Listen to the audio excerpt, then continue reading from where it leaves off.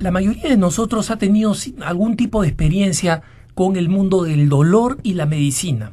O porque sufrió un accidente, o porque de niño le tuvieron que hacer una operación, sacarle las amígdalas, o porque ha pasado por situaciones más graves con familiares. Por ejemplo, en mi caso, alguna vez he comentado en estos puntos de vista mi experiencia con mi hermana que murió de cáncer, o acompañar a mi padre a morir de cáncer también cuando se encontraba perfecto de salud y era una persona con una salud realmente de roble, ¿no? Y que siempre me criticaba a mí, tienes que cuidarte más con esto, tienes que cuidarte más con el otro, porque era una persona muy consciente de su salud, ¿no?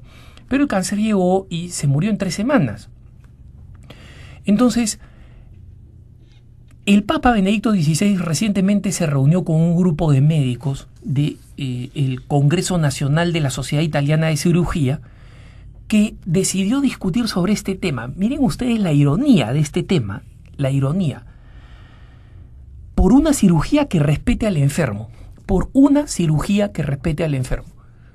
Nosotros podemos decir que, por ejemplo, los mecánicos de automóvil podrían tener un congreso que diga por una reparación mecánica que respete al cliente.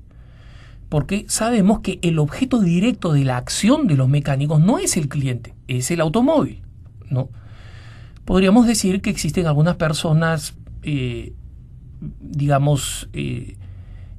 trabajan con tecnología y que digan por un desarrollo de la informática que sirva al usuario. Eso también es, evidente. Pero la medicina surgió para curar personas, es decir, no tiene otro objeto.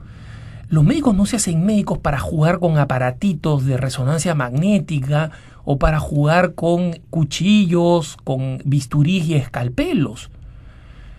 El objetivo es el paciente, pero este congreso, que miren ustedes, no es un congreso de médicos cristianos, ¿eh? Es el Congreso Nacional de la Sociedad Italiana de Cirugía. Todos los grandes cirujanos, Italia tiene muchos muy importantes a nivel mundial, se reunieron porque ven que es necesario recuperar el respeto al enfermo. ¿Por qué?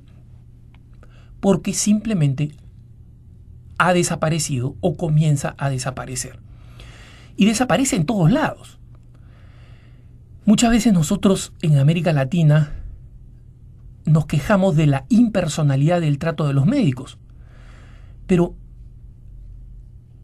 no solamente nosotros nos encontramos con problemas que adjudicamos a la falta de recursos. Claro que los médicos están malhumorados porque no se les paga bien, los hospitales están completamente desabastecidos o dramáticamente desabastecidos, están insuficientemente atendidos, etcétera, ¿no?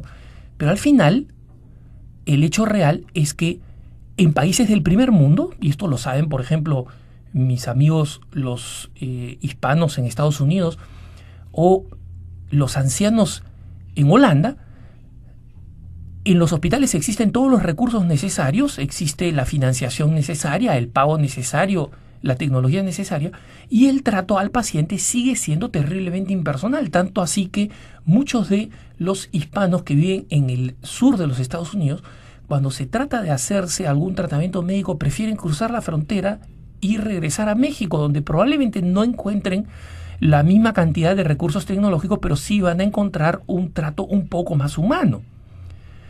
Entonces, la deshumanización no tiene que ver con recursos o con tecnología, es un verdadero problema. ¿Por qué? Porque el mundo de la medicina gira en torno al mundo del sufrimiento, y el sufrimiento siempre es un misterio, y es un misterio desagradable. Y solo la cruz de Cristo arroja un rayo de luz sobre el misterio del sufrimiento humano. Acá estoy citando textualmente al Papa Juan Pablo II.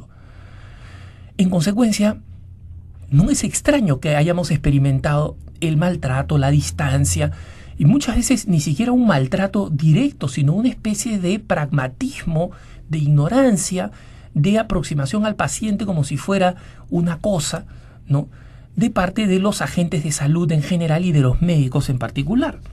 Justamente el Papa al respecto señalaba algo que es sumamente importante y que forma parte del apostolado, que los médicos tienen que hacer, los médicos cristianos, las enfermeras cristianas, los agentes de salud cristianos tienen que hacer con sus colegas, y que también nosotros como pacientes tenemos que tratar de hacer con otros pacientes, con sus familiares y con los mismos médicos cuando nos toque pasar por esa situación de sufrimiento.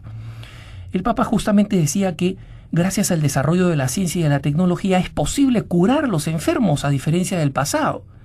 Pero tengo que llamar la atención, dice el Papa, frente al riesgo de abandonar al paciente en el momento en que se advierte la imposibilidad de obtener resultados apreciables.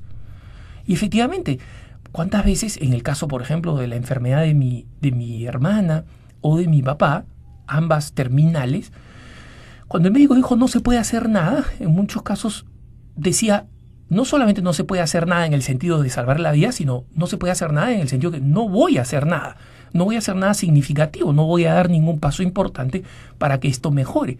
Y eso es absolutamente inaceptable desde el punto de vista humano.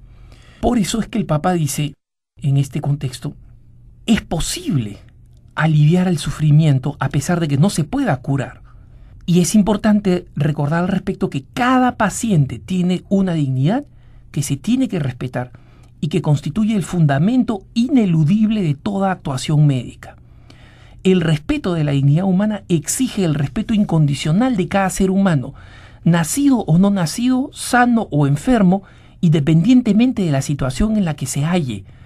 Toda persona tiene que ser tratada con dignidad. Y justamente el Papa le pide a los médicos que descubran las modalidades de comunicación más adecuadas al propio paciente. Esto es muy importante, que descubran la modalidad de comunicación más adecuada al propio paciente. Yo no sé si existen en las carreras de medicina, tengo varios amigos médicos y durante un buen tiempo hacía apostolado con alumnos de medicina y tengo la suerte de haberlo hecho porque varias veces cuando tengo que tratarme en hospitales o en clínicas en Lima me encuentro con personas a las que les he dado un retiro o los he dirigido en un grupo católico o lo que sea, ¿no? Y la verdad que no viene mal encontrarme con una persona a la cual le puedo apelar a su sentido de fe. Pero no sé si es que los médicos reciben el entrenamiento adecuado para comunicarse con las personas. Yo me temo que no. O por lo menos algunos médicos que yo conozco, o una buena cantidad de médicos que he visto en varios lugares, no solamente en el tercer mundo, los he visto en Estados Unidos, los he visto en Europa, donde alguna vez he tenido que hacerme tratar. Y realmente digo, a estas personas, desde el punto de vista del trato humano, tal vez sean científicos extraordinarios, médicos de primera, pero desde el punto de vista del trato humano son unos ornitorrincos, son realmente completamente incapaces de comunicarse con las personas, ¿no? Y justamente sobre eso el Papa dice que, aún respetando la verdad de los hechos, es necesario sostener la esperanza, elemento esencial del contexto terapéutico. Parte de la terapia, del tratamiento de una persona, no solamente es modificarle el cuerpo, introducirle los productos químicos o las ayudas quirúrgicas necesarias para que el cuerpo mejore. Es un ser humano que tiene alma, que tiene emociones, que tiene sentimientos, y eso tiene que ser tenido en cuenta en la terapia. Y como el Papa señala, el paciente quiere que se le escuche y no solo que se le someta a diagnósticos sofisticados, ¿no? Entonces, el cambio en última instancia del universo médico que gira, como digo, en torno al sufrimiento, solamente se va a dar en la medida en que se respeten estos criterios de humanización y que se recupere, como están tratando de hacer los cirujanos italianos, y debería tratarse de hacer en todo el mundo, que la cirugía respete al enfermo, como es el tema de este congreso y por el cual el Papa los recibió. El Papa finalmente pide que los médicos ayuden a involucrar a la familia del paciente, porque justamente no solamente podemos nosotros quejarnos de la falta de sensibilidad de los médicos, el horror al dolor también afecta a los familiares y amigos. Personas que visitan a otras cuando están sanas y son simpáticas y nos entretienen, desaparecen completamente cuando se trata de una situación médica. Y por eso es que es necesario que cada día, frente al mundo del sufrimiento, exista esta toma de conciencia que no nos anestesie frente al dolor, sino que nos haga comprender el misterio real del dolor y el lado profundamente humano del dolor. Que tengas un buen día.